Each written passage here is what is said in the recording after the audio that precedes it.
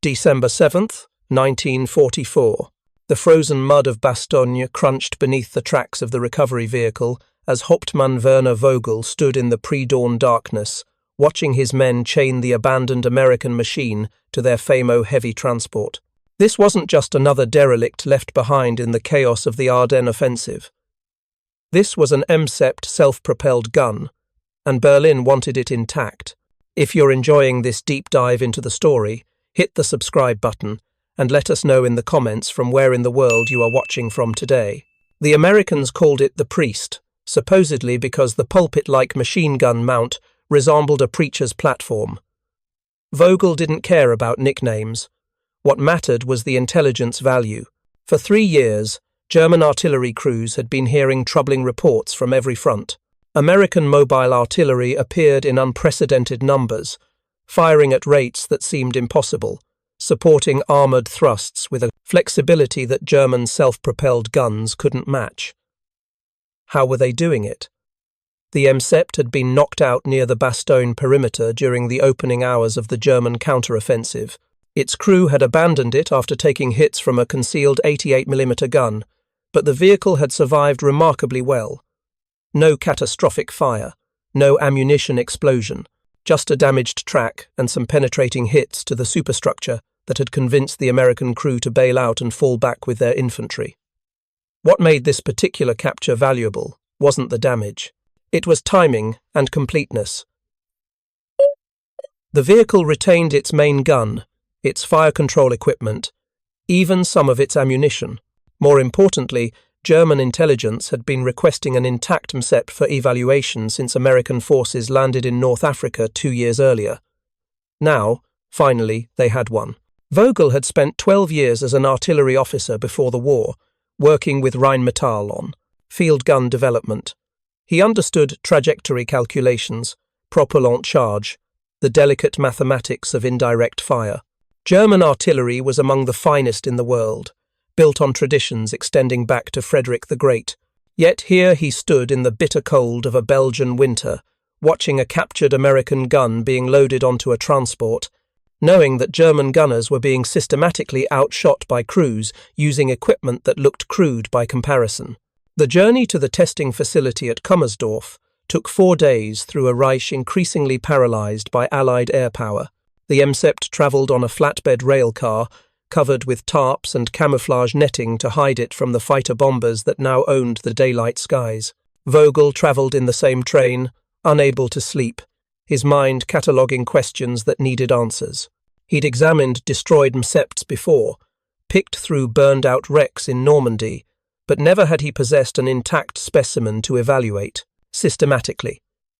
German intelligence reports were fragmentary, often contradictory. Some claimed the MSEPT was mechanically unreliable, others insisted it could sustain fire rates no crew could actually achieve in combat.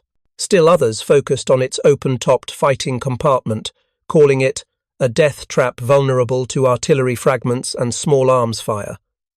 Vogel suspected the truth was more complex, more troubling. The Americans didn't build perfect weapons. They built adequate weapons in overwhelming quantities, supported by logistics that seemed limitless. A single captured vehicle might reveal the philosophy behind that approach, the engineering decisions that enabled such massive production. Kummersdorf, located south of Berlin, had served as Germany's primary weapons testing ground since the Great War. Here, in reinforced bunkers and workshops scattered across hundreds of forested acres, engineers evaluated everything from small arms to the massive Maus super-heavy tank. The facility sprawled along test tracks scarred by countless trials, its range extending kilometers through pine forest that absorbed the sound of gunfire and explosions. When the MSEPT arrived on December 11th, 1944, a team of 23 engineers and artillery specialists stood waiting in the cold morning air. Oberst Heinrich Stark, the facility's director of artillery evaluation, walked slowly around the American gun as it was unloaded, his breath forming clouds in the December air, his expression unreadable. Stark had been designing and testing artillery systems for the Wehrmacht since 1933. He'd overseen trials of the Westbay self-propelled howitzer, Germany's primary mobile 105mm gun platform. He understood what made German artillery effective: precision manufacturing, sophisticated fire control, highly trained crews operating equipment built to exacting specifications. The M-Sept sitting before him represented something different. The welding was rough, visible seams and reinforcement plates, suggesting rapid assembly rather than careful craftsmanship. The fighting compartment was enormous, seemingly wasteful of internal volume. The overall design looked improvised, as if someone had simply mounted a field gun onto a tank chassis without extensive refinement. Yet intelligence reports insisted this crude-looking machine was winning the artillery war. Stark would discover why. Major Franz Richter, an artillery officer with combat experience in Russia and France, climbed into the fighting compartment first.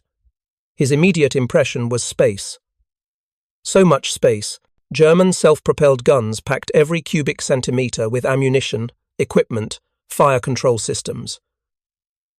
Crews worked in cramped efficiency, each man occupying the minimum volume necessary for his function. The M-Sept's fighting compartment felt almost empty by comparison. The gun crew had room to move, to shift positions, to work without constantly colliding with each other or equipment. Ammunition racks lined the walls in organized rows, 69 rounds of 105mm ammunition stored with surprising accessibility. The gun itself sat offset to the right, leaving the left side of the compartment open for crew movement. They designed this for humans. Richter called out to Stark, his voice echoing slightly in the metal chamber. Not for maximizing combat efficiency, but for the men who have to operate it. Stark frowned. Comfort is inefficiency, Major. Every kilogram of wasted space is armor we could have added, ammunition we could have stored.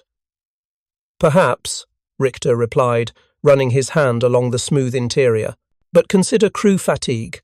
A gun crew working in this space for hours would remain more effective than men exhausted from working in cramped quarters. The Americans may understand something about sustained operations that we've overlooked. The evaluation began in earnest on December 12th. Stark's team would dismantle, measure, test, and analyze every component of the M-Sept.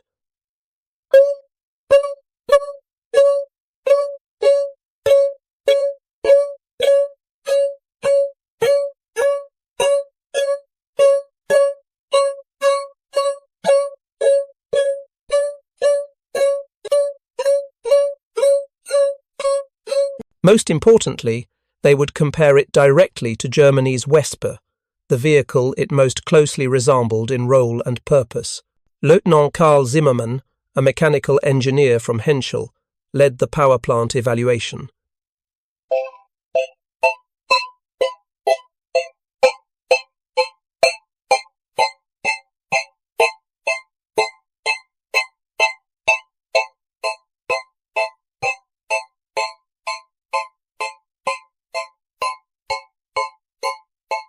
.400 horsepower, air-cooled, 9 cylinders arranged in a star pattern. The same engine powered M4 Sherman tanks, M3 Lee tanks, and numerous other American vehicles. Standardization, Zimmermann murmured, photographing the engine from multiple angles. They're using the same power plant across multiple platforms. One engine design, one set of spare parts, one supply chain supporting dozens of vehicle types. His assistant, a young technician named Hans Becker, leaned in close. Is that efficient, Herr Leutnant? Using an aircraft engine in a ground vehicle? Look at the manufacturing marks. Zimmermann pointed to stampings on the engine block. Continental Motors. This engine is probably produced in the same factory that makes engines for training aircraft, scout planes, perhaps even trucks. The Americans have achieved parts commonality we can only dream of. The Wespe, by contrast, used a modified Maybach HL62 engine derived from the Panzer II light tank, a specialized power plant requiring specialized parts, specialized maintenance, specialized training. When a Wespe engine failed, replacement parts came from a single production line, often bombed, always overloaded with demands from multiple vehicle types. The Continental engine in the M-Sept could be serviced by any mechanic familiar with radial engines. Parts were interchangeable with hundreds of other American vehicles. Training was simplified. Logistics were streamlined. It wasn't elegant engineering. It was pragmatic engineering, and Zimmermann was beginning to understand the difference. The howitzer itself commanded Stark's immediate attention. The 105mm Mde-On was essentially the same field gun American artillery had been using since before the war, mounted on the quatre carriage within the MSEPT's fighting compartment. Nothing revolutionary, nothing sophisticated, just a proven weapon adapted for mobile operations. But the mounting system revealed careful thought. The gun could traverse 30 degrees right and 15 degrees left, providing reasonable arc of fire without requiring the entire vehicle to reposition constantly. Elevation ranged from -5 degrees to +35 degrees, limited by the need to maintain a low silhouette but adequate for most fire missions. Most significantly, the breech mechanism operated smoothly, requiring no special tools or complex procedures. A trained crew could load, fire, and reload with mechanical efficiency. The Americans had prioritized sustainable rate of fire over theoretical maximum performance. Stark ordered a live fire test for December 14th. His team would measure actual performance, not theoretical specifications. They would discover what this American gun could really do in the hands of German gunners. The morning of the test dawned grey and bitterly cold. The MSEPT sat on Kummersdorf's artillery range, refueled with captured American gasoline, its ammunition bays loaded with 69 rounds of American 105mm high-explosive shells. A German gun crew, experienced artillerymen from a Wesper battalion, would operate it. Obergefreiter Paul Schmidt climbed into the gun layer's position, adjusting the seat, familiarizing himself with the controls. He'd served in Wesper crews for 18 months, firing support missions in Russia and France. He knew mobile artillery intimately. "The space," he said to his loader, Gefreiter Otto Klein.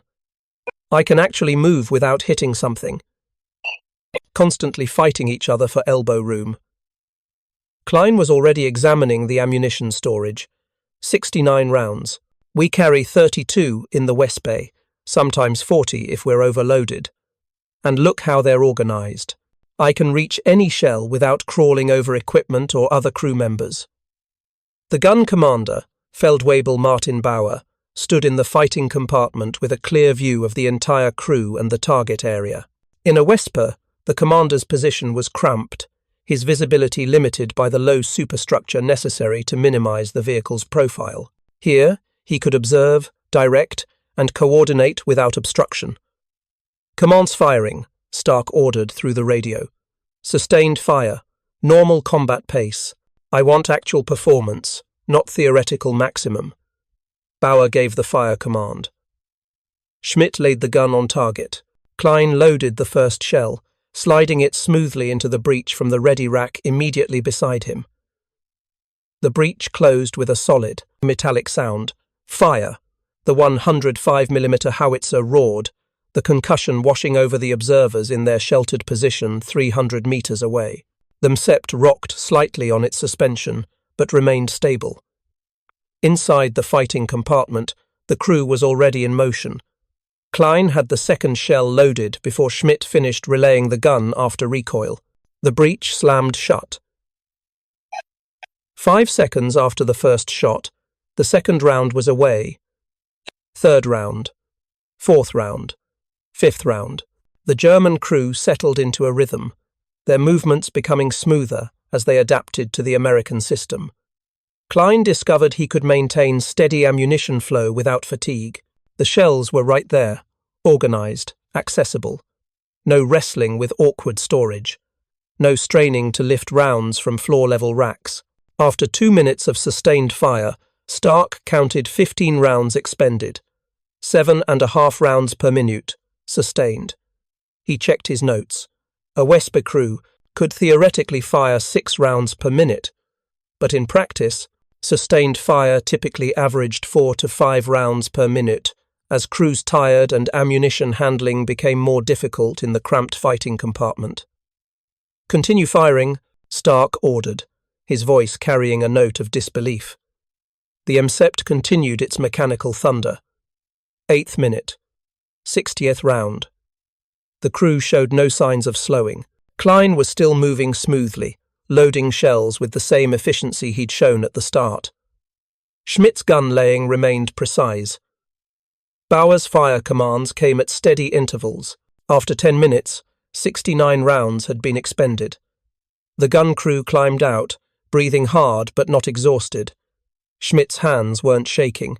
Klein's shoulders weren't slumped from the physical strain of lifting 40-kilogram shells repeatedly in confined space. Herr Oberst, Bauer reported, his voice formal but his expression troubled. The Americans have solved crew fatigue. That fighting compartment isn't wasted space. It's engineered for sustained operations. Stark walked to the Msept, running his hand along the warm barrel. His team had just witnessed a German gun crew achieve sustained fire rates in an American vehicle that exceeded what they could accomplish in their own Wespe. This wasn't about the gun. The 105mm howitzer was similar to German designs. This was about the system surrounding the gun. The Americans had built a platform that enabled average gun crews to maintain high rates of fire for extended periods without exhausting themselves. They'd prioritized ergonomics, ammunition accessibility, crew comfort. Things German designers dismissed as luxuries, inefficiencies, wastes of space, and those inefficiencies were killing German soldiers with devastating effectiveness. The technical evaluation deepened over the following days as Stark's team moved beyond surface observations into detailed comparative analysis. Every component would be measured, every system evaluated against German equivalents. The goal wasn't simply to understand the Msept. It was to understand why American mobile artillery was winning. The ammunition handling system fascinated Major Richter most intensely. He'd commanded Wespe batteries in Russia, lived through the brutal mathematics of sustained artillery duels, where fire rate often mattered more than accuracy. The Wespe carried 32 to 40 rounds internally, stored in racks that required crews to bend, lift, and maneuver heavy shells in confined space. The Msept carried 69 rounds in organized racks, lining the fighting compartment walls. Richter measured the distances, calculated the ergonomics, and understood immediately what the Americans had achieved. Herr Oberst, he reported during the evening briefing on December 15th, the ammunition storage isn't just about capacity, it's about sustained accessibility. A Wespe loader must lift shells from floor-level racks, often while crouching or kneeling. After 20 rounds, his back aches. After 40, he's struggling. The Msept loader reaches for shells at waist height, standing upright, using proper body mechanics. He can maintain peak efficiency for the entire ammunition load. Stark nodded slowly, making notes. Quantify it. In timed tests with our own crews, the Wespe achieved 4 to 5 rounds per minute, sustained over 10 minutes. The Msept achieved 7 to 8 rounds per minute for the same period, and the crew reported less fatigue. That's a 60% increase in sustained fire rate, achieved not through a better gun, but through better ergonomics. Zimmermann's mechanical evaluation revealed similar philosophical differences. The Msept's chassis was based on the Quattro Sherman tank, using proven components from America's most produced armoured vehicle. The engine, transmission, suspension, and running gear were all shared with thousands of other American vehicles. The Wespe used a modified Panzer II chassis lengthened and adapted to carry the 105mm howitzer. The Panzer II had been obsolete as a battle tank since 1941. Its chassis continued in production solely to support vehicles like the Wespe, creating a specialized supply chain for a limited production vehicle. This is the fundamental difference, Zimmermann explained, gesturing at the disassembled Msept components spread across the workshop floor. Every part of this vehicle exists within a massive industrial ecosystem. The tracks are Sherman tracks. The engine is in Sherman's Lees, half tracks. The transmission shares components with other American vehicles. When an Msept breaks down, parts are available from the enormous Sherman supply chain. He pulled out a folder of intelligence reports. Our Wespe uses unique components. When one breaks, we need Wespe-specific parts from a single production line. That line produces 676 total vehicles over 2 years. The Americans produce over 4,000 MSEPs using shared components with vehicles they're building by the tens of thousands. Hans Becker, examining a track link, shook his head. It's not sophisticated. It's just systematic. Exactly, Zimmerman agreed. We've been pursuing engineering excellence. They've been pursuing logistical sustainability. In a long war, logistics wins. The suspension evaluation on December 16th provided another uncomfortable revelation.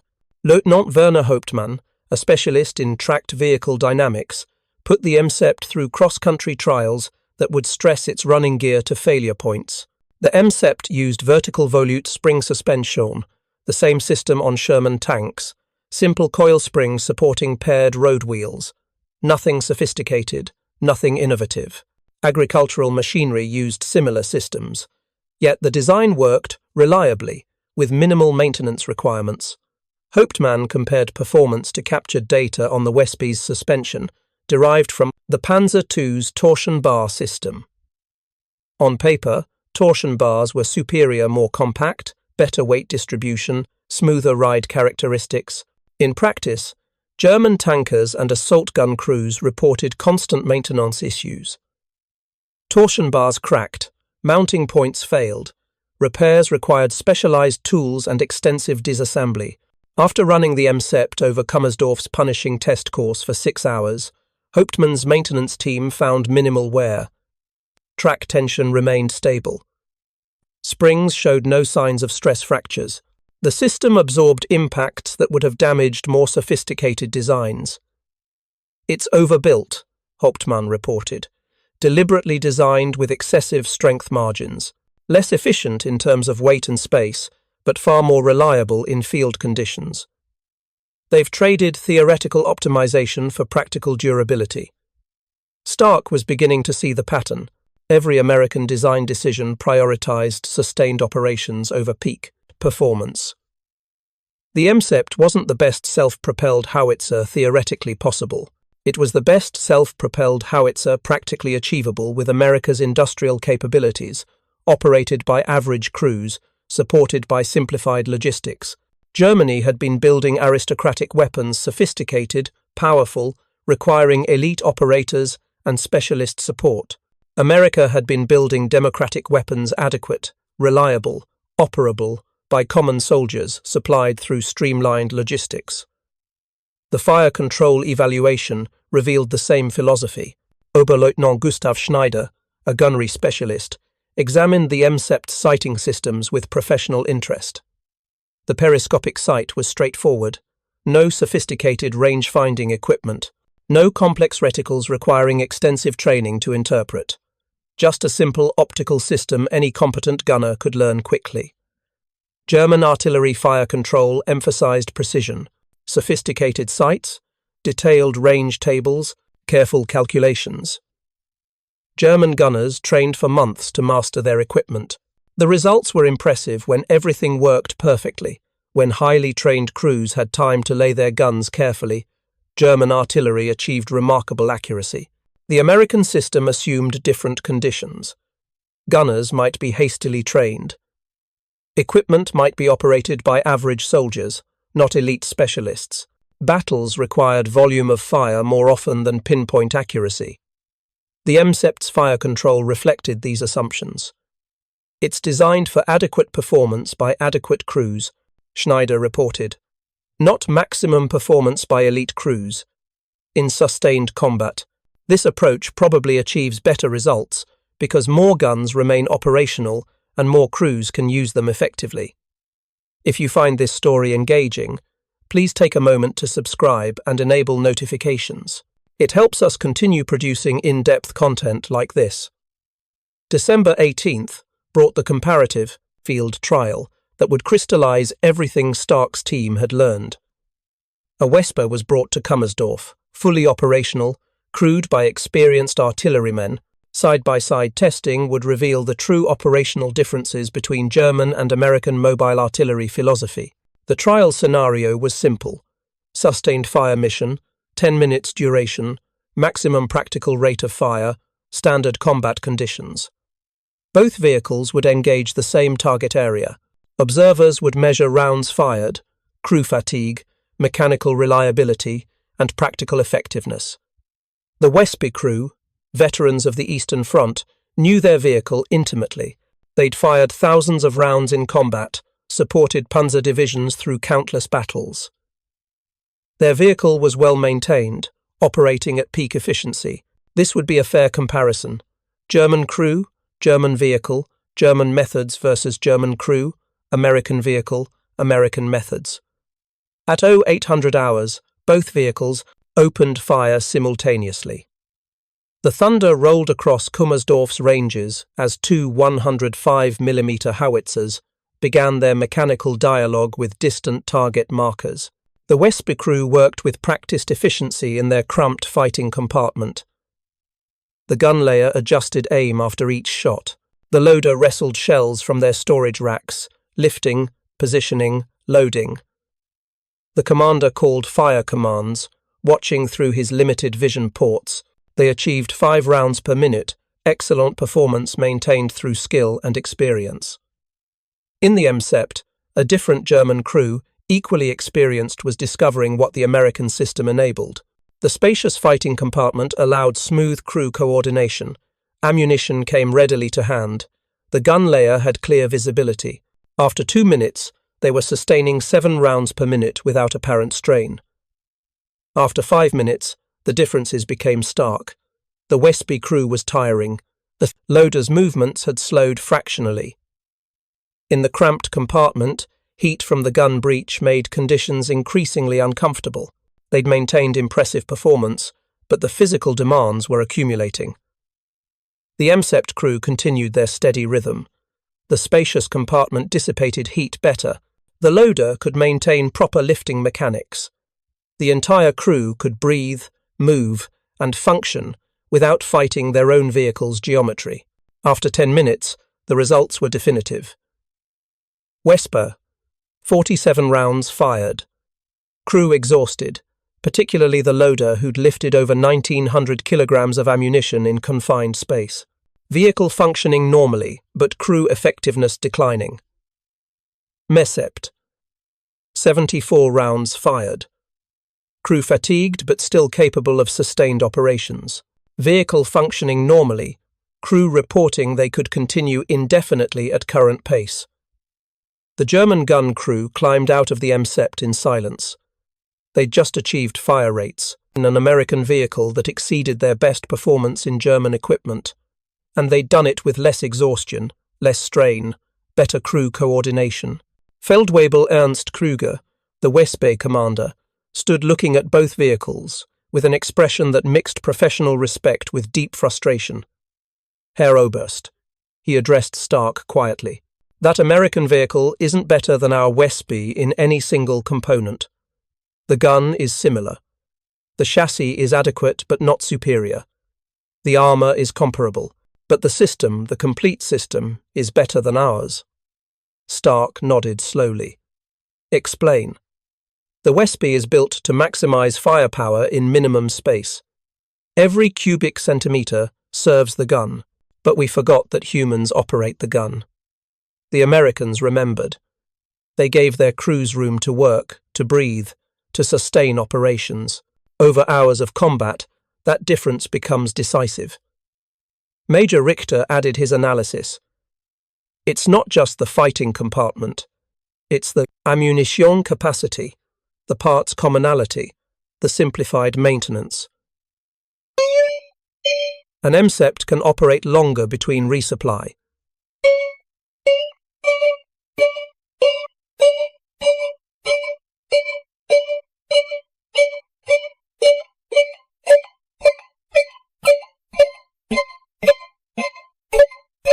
When crews tire, the ergonomics help them maintain effectiveness. None of these advantages seem significant individually. Together, they're overwhelming.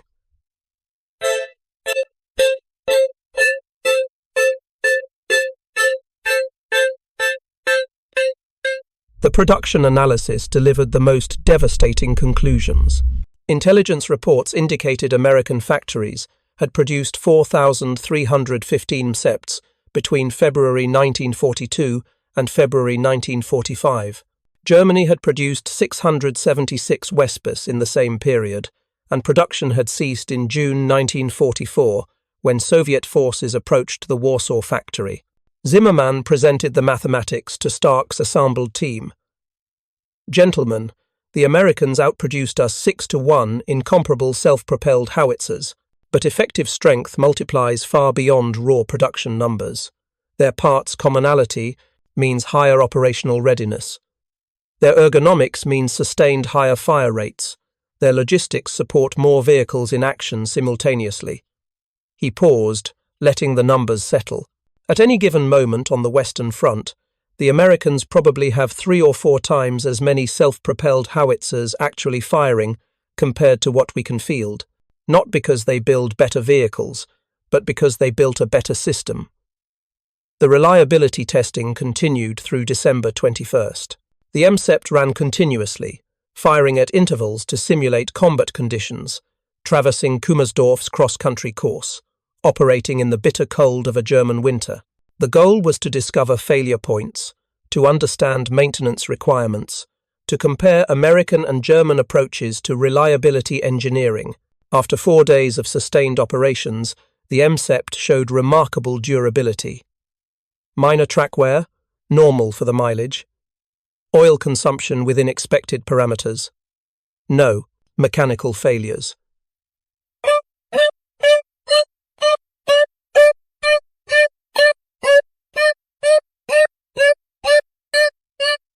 The Continental engine ran smoothly, requiring only routine maintenance. The transmission shifted reliably. Even the gun breech, subjected to hundreds of firing cycles, showed minimal wear. Hans Becker, who'd been skeptical of American engineering, found himself grudgingly impressed. "It's not built to last forever, but it's built to last long enough." The Americans understand that in war, adequate durability across thousands of vehicles matters more than exceptional durability in hundreds of vehicles. The captured technical manuals revealed American maintenance philosophy: scheduled service every specified interval, straightforward procedures performable by unit-level mechanics, emphasis on preventive maintenance rather than repair after failure. The system assumed that keeping vehicles running mattered more than extracting maximum performance from each vehicle. German maintenance philosophy emphasized expertise. Highly trained mechanics performed complex procedures. Sophisticated equipment required sophisticated care. The results were impressive. When resources permitted, German vehicles could achieve remarkable longevity under proper maintenance. But combat rarely provided proper conditions, and German logistics struggled to support specialist maintenance across multiple fronts. December 22nd brought an unexpected visitor. Reichsminister Albert Speer, Hitler's armaments minister, arrived at Kummersdorf unannounced. His staff car pulled up to the main workshop as Stark's team was conducting structural analysis of the MSEPT's welded hull. Speer had been receiving preliminary reports on the MSEPT evaluation. The findings troubled him sufficiently to justify personal inspection, despite the increasing chaos of Germany's strategic situation. At 39 years old, he'd transformed German war production through organizational brilliance, but even genius couldn't overcome fundamental systemic problems. The MSEPT represented everything his system couldn't replicate. Stark scrambled to prepare a formal briefing, but Speer waved it aside. "Show me the vehicle, Oberst. Let me see what has my engineers so concerned." They walked through winter-bare trees to where the MSEPT sat beside the Wespe, both vehicles side by side for comparison. Speer circled them slowly, architectural training evident in how he studied their forms, proportions, construction. "The American vehicle is larger," he observed. "Yes, Herr Reichsminister. The fighting compartment is approximately 40% more spacious than the Wespe. We initially considered this wasteful. Testing revealed it's actually a crucial operational advantage. Crew fatigue is dramatically reduced. Speer climbed into the MSEPT's fighting compartment, standing where the commander would position himself. He could see everything: the gun, the crew positions, the ammunition storage, the external terrain through the open top. He turned slowly, experiencing what German crews had discovered. "Room to fight," he said quietly. The Americans gave their crews room to fight effectively for hours, not just minutes. He climbed out and examined the chassis components. Stark explained the parts' commonality, the shared logistics with Sherman tanks, the simplified maintenance procedures. Speer's expression grew progressively darker as the implications accumulated. "We can't build this," Speer said flatly. "Not this specific vehicle, but this approach. Our production is specialized. Each vehicle type requires unique components, unique supply chains, unique maintenance procedures. Standardization would require halting production to retool factories, something we cannot afford." "The production numbers are devastating, Herr Reichsminister. Over 4,000 American SEPs versus our 676 Wespis, and their vehicles maintain higher operational readiness due to better logistics support." Speer was silent for a long moment, looking between the two vehicles. The Americans understood this would be an industrial war. They designed their weapons for industrial production, industrial logistics, industrial sustainment. "We designed weapons for tactical excellence. In a short war, our approach succeeds. In a long war." He left the sentence unfinished. The briefing moved indoors, where Stark's team presented their complete findings. Fire rate comparisons, crew fatigue analysis, maintenance requirements, production economics. Every metric told the same story. American mobile artillery achieved superior sustained effectiveness through systematic advantages, not individual technical superiority. "The gun is comparable to ours," Stark summarized. "The armor is adequate but not exceptional. The chassis is reliable but not sophisticated, yet the complete system outperforms our Wespe in every practical measure that matters in sustained combat. Fire rate, crew endurance, operational availability, logistical supportability, production, volume." Speer reviewed the fire rate data with particular attention. 7 to 8 rounds per minute sustained versus our 4 to 5. Over a 10-hour battle, that's nearly double the ammunition on target. "Correct, Herr Reichsminister. And the American vehicle carries more ammunition internally, 69 rounds, versus our 32 to 40. They can sustain independent operations longer before requiring resupply, which our logistics increasingly cannot provide," Speer added bitterly, "while American logistics operates with overwhelming surplus." Major Richter presented the crew fatigue findings, explaining how ergonomics translated to sustained combat effectiveness. "A gun crew is a human system, Herr Reichsminister. The Americans optimized their vehicle for human performance over extended operations. We optimized for technical specifications without adequate consideration for human factors." Zimmermann's production analysis completed the picture. The MESEPT uses approximately 4,000 individual parts. Our Wespe uses approximately 6,000. Fewer parts mean faster assembly, fewer suppliers, fewer potential failure points. The Americans deliberately simplified their design to enable mass production. Speer leaned back, steepling his fingers. "You're describing a systemic failure of German military-industrial philosophy. We pursued excellence in individual weapons. America pursued adequacy in complete systems. Excellence multiplied by scarcity lose to adequacy multiplied by abundance." "That's our conclusion, Herr Reichsminister," Stark confirmed. "And there's nothing we can do about it," Speer said quietly. "Even if we began redesigning our vehicles today using these principles, we lack the time, resources, and industrial capacity to implement the changes. The Americans built their system before the war began. We're trying to adapt ours while losing." The conversation turned to recommendations, though everyone present understood their futility. German industry was collapsing under Allied bombing.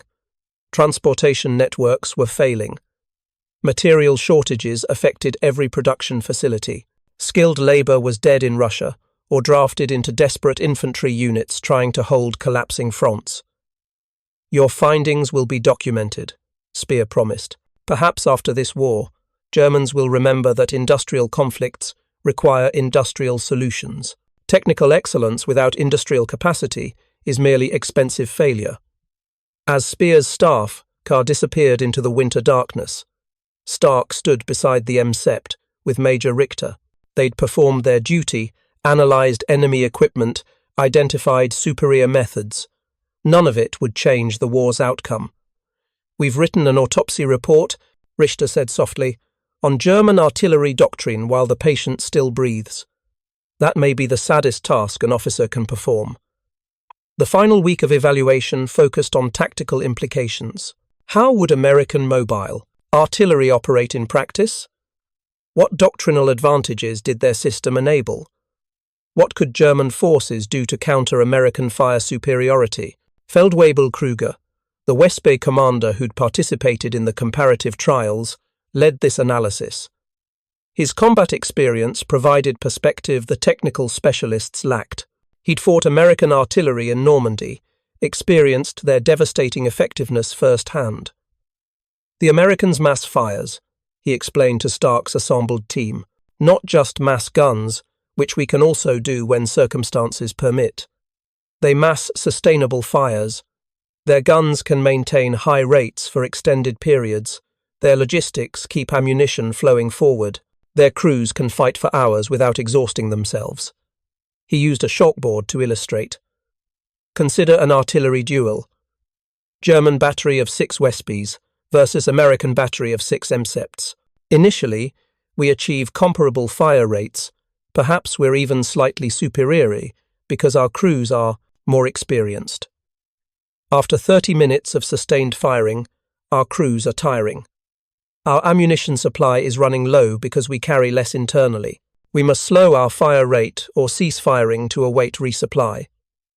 The American crews continue at their steady pace. They have more ammunition on board. Their ergonomics reduce fatigue. They can sustain the duel until we're forced to withdraw or be destroyed. This happened repeatedly in Normandy. German artillery couldn't sustain counter-battery fire against American concentrations. Lieutenant Schneider added the fire control perspective. American artillery doctrine emphasizes rapid massing of fires from multiple batteries.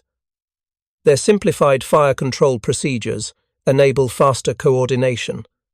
They sacrifice some precision for much faster response times.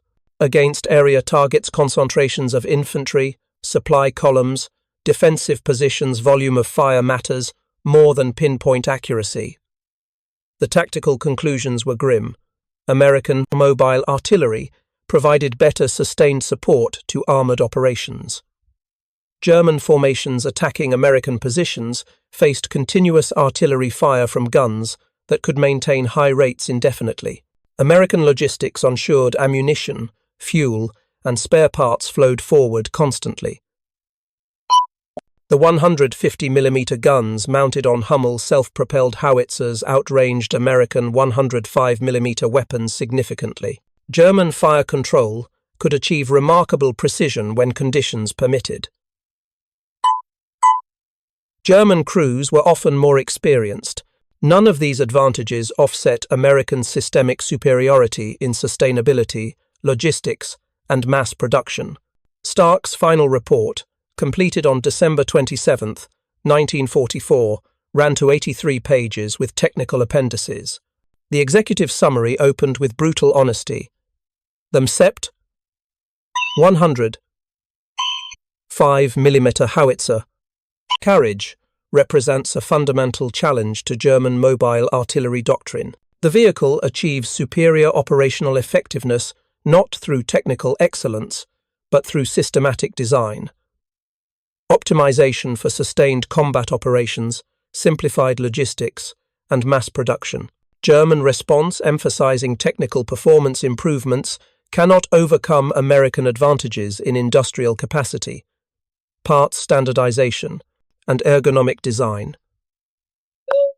The report detailed every aspect of the testing: mechanical analysis, fire rate trials, crew fatigue evaluation, comparative performance against the WESP, production economics, and tactical implications.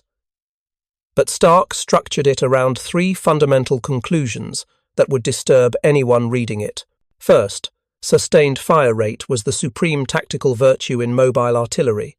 The MSEPT achieved 60% higher sustained fire rates than the WESP, primarily through superior crew ergonomics and ammunition accessibility.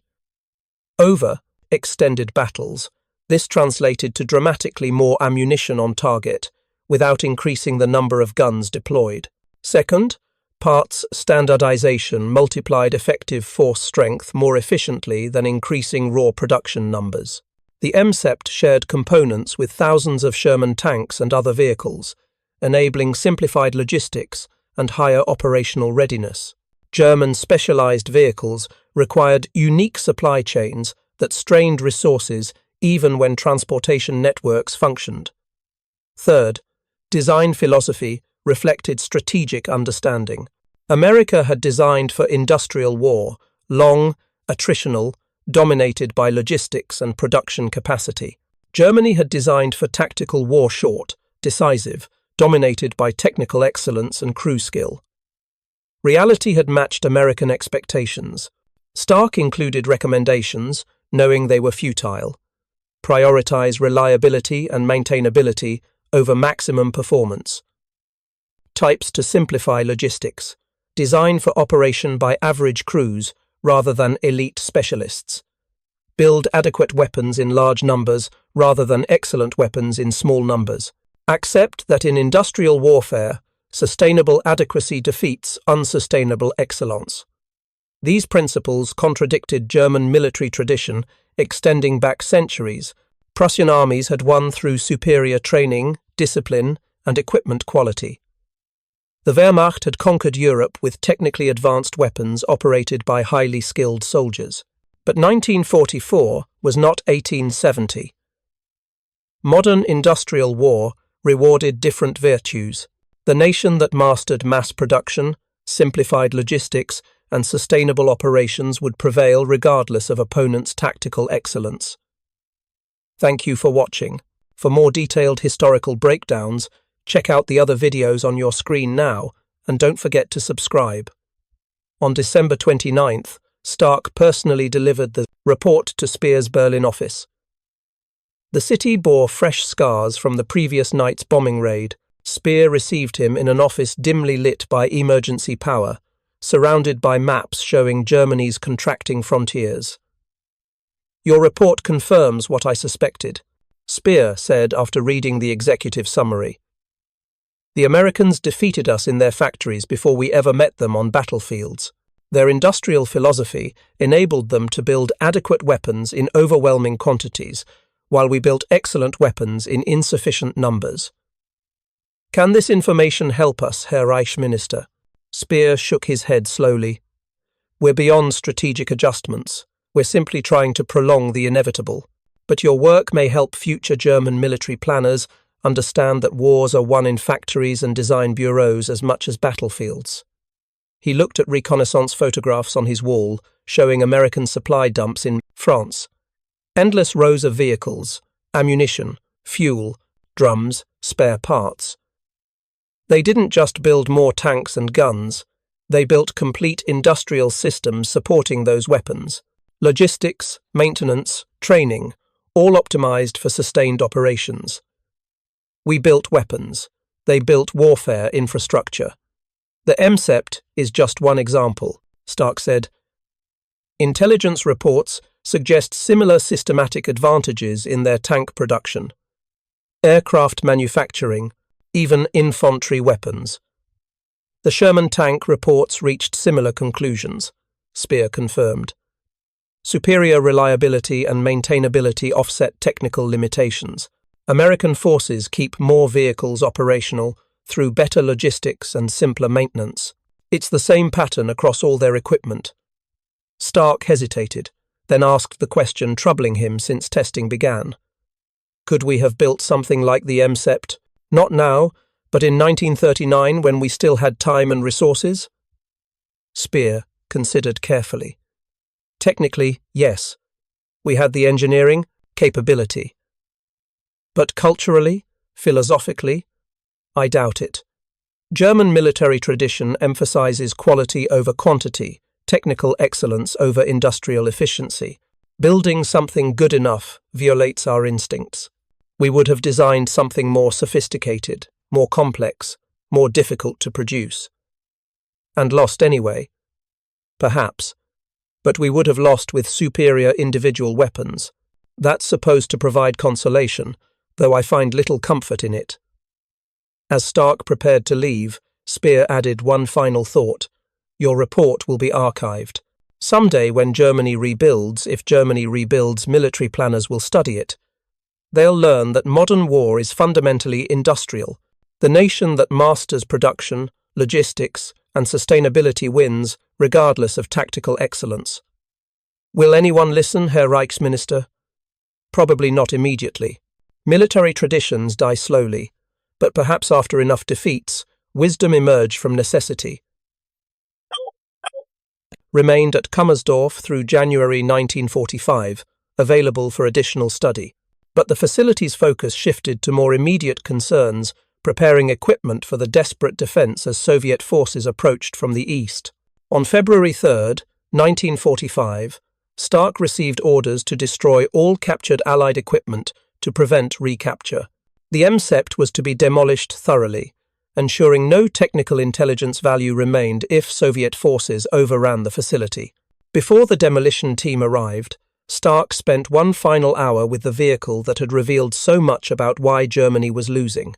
He sat in the commander's position, experiencing again the spaciousness that enabled effective crew operations. He examined the ammunition racks that allowed sustained fire rates. German vehicles couldn't match. He studied the simple, reliable components that enabled mass production and simplified maintenance.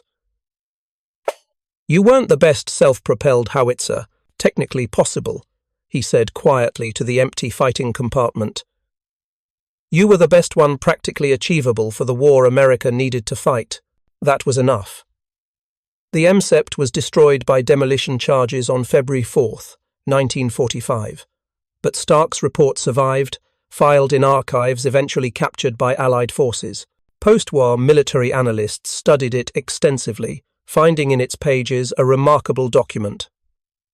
A defeated nation's artillery experts, honestly assessing why they'd lost, written with scientific objectivity and painful honesty. The report explained not just why German artillery had been defeated, but why American systematic thinking had triumphed over German tactical excellence.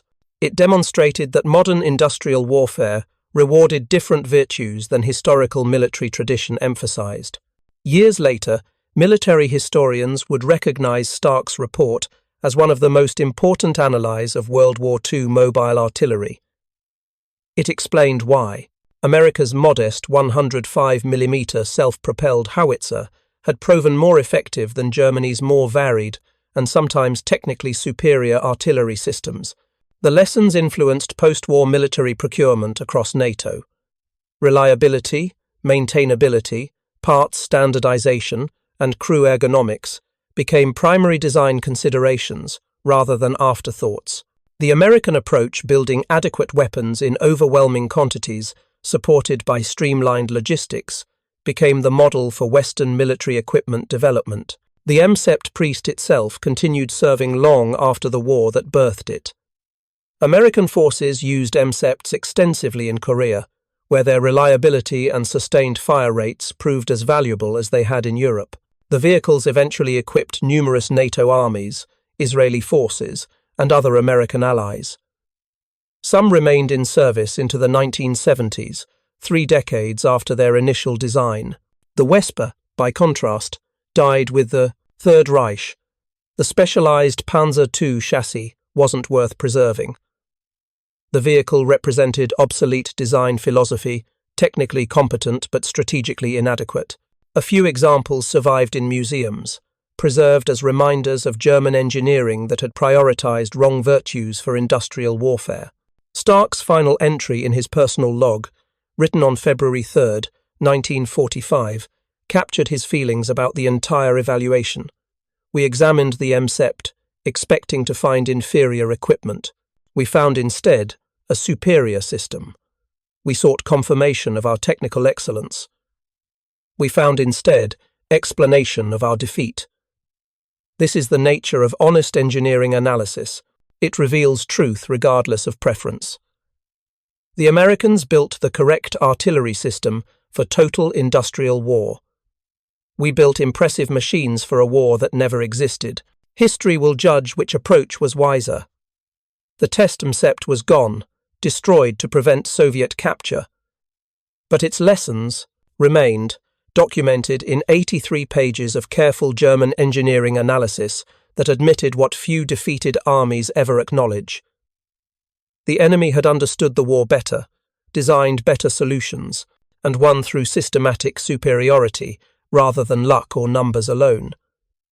The Americans hadn't just built more guns, they'd built a better way of warfare, and German artillerymen, with characteristic thoroughness, had documented exactly how and why it worked. That documentation would influence military thinking for generations to come, a lasting legacy of honest analysis performed even in defeat. The MSEPT's reliability, crew ergonomics, and sustainable fire rates had proven more devastating than any German technical innovation. It had been there, day after day, battle after battle, firing steadily until German artillery simply couldn't continue. That was the truth German engineers had learned in the winter of 1944 to 45. It was a truth the world would not forget.